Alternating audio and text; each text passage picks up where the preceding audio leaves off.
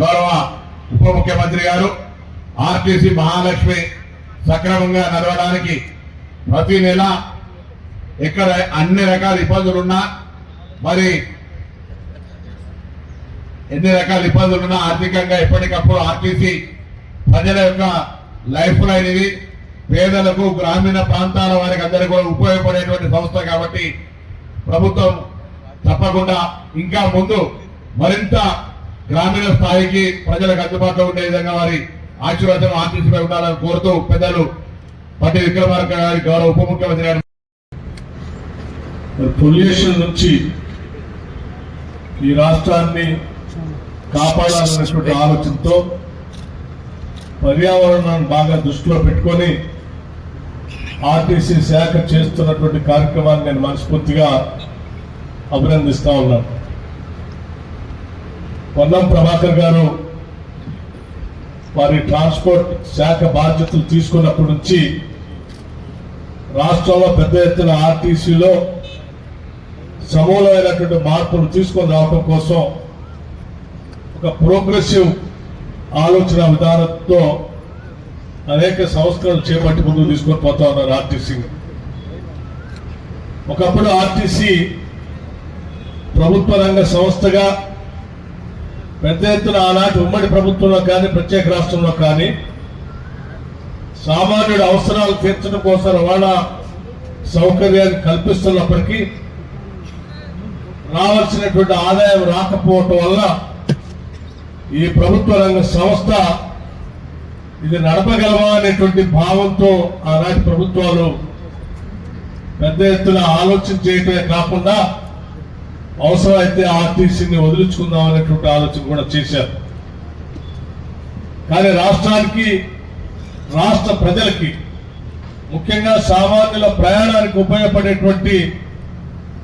ఈ ప్రభుత్వ రంగ సంస్థని మనం కాపాడటం మన బాధ్యత అని చెప్పి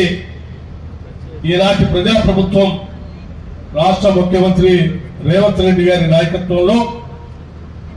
యావత్ రాష్ట్ర మంత్రిమండలి మొత్తం ఆలోచన చేసి పొన్నం ప్రభాకర్ గారు చెప్పినటువంటి సూచనల్ని మంత్రివర్గంలో చర్చించి దీన్ని నిలబెట్టడానికి ఆర్థికంగా కాపాడటానికి కూడా తగు చర్యలు తీసుకొని ముందుకు పోతా ఉన్నాం. ఈరోజు పక్కన పర్యావరణాన్ని కాపాడుతూ డీజిల్తో నడిచినటువంటి బస్సుల్ని వయసు పైబడినటువంటి బస్సుల్ని పక్కన పెట్టి ఈరోజు పెద్ద ఎత్తున బ్యాటరీ బేస్డ్ బస్సులు నడుపుకుంటూ పర్యావరణాన్ని కాపాడుకుంటూ ముందుకు పోతా ఉన్నాం. దేశంలో ప్రపంచంలో వస్తున్నటువంటి మార్పుల్ని ఆలోచన తెలంగాణ ముందుగా అందిపుచ్చుకొని ఇక్కడే ముందుకు పోవాలనేటువంటి ఆలోచనతో ఈరోజు పెద్ద ఎత్తున పోతున్నటువంటి కార్యక్రమంలో భాగంగా కేవలం సూర్యాపేట బస్ డిపోకే 79 బ్యాటరీ బస్సులు శాంక్షన్ చేస్తే ఇవాళ ఒకటే రోజు 45 బస్సుల్ని మనం ప్రారంభోత్సవం చేసుకోవటం చాలా గొప్ప విషయంగా నేను భావిస్తా ఉన్నాను. మిత్రులారా, రాష్ట్ర వ్యాప్తంగా జరుగుతున్నటువంటి ప్రక్రియ. ఈరోజు సూర్యాపేట డిపోలో 45 బస్సులు ప్రారంభోత్సవం చేసుకొని ఈ ప్రాంతానికి అందిస్తున్నామంటే మిగతా రాష్ట్ర వ్యాప్తంగా ఉన్నటువంటి ప్రతి ఆర్టీసీ బస్సులో కూడా ఇటువంటి ప్రక్రియని పొన్నం ప్రభాకర్ గారు మొదలుపెట్టారు. ముఖ్యంగా హైదరాబాద్ లాంటి నగరంలో కూడా పెద్ద ఎత్తున ఇటువంటి బస్సులు ప్రవేశపెట్టి ఈ దేశంలో నగరాలు ఎదుర్కొంటున్నటువంటి కాలుష్యాన్ని ముందుగానే పసిగట్టి హైదరాబాద్ నగరాన్ని మనం కాపాడుకోవాలి. రాష్ట్రానికి రాజధానిగా ఉన్నటువంటి తెలంగాణ రాజధానిగా ఉన్నటువంటి హైదరాబాద్ నగరం అత్యంత ఆహ్లాదకరమైనటువంటి వాతావరణంలో పొల్యూషన్ లేనటువంటి రాజధానిగా మిగుల్చుకోవాలనేటువంటి ఆలోచనతో హైదరాబాద్ నగరంలో కూడా వితిన్ ది ఓఆర్ఆర్ లోపల ఉన్నటువంటి బస్సులన్నింటి కూడా సాధ్యమైనంత మేరకు 2800 బస్సుల్ని హైదరాబాద్ నగరం లోపల వితిన్ ది ఓఆర్ఆర్ లోపల చేయటం అనేది చాలా పెద్ద చారిత్రాత్మకమైన కార్యక్రమం.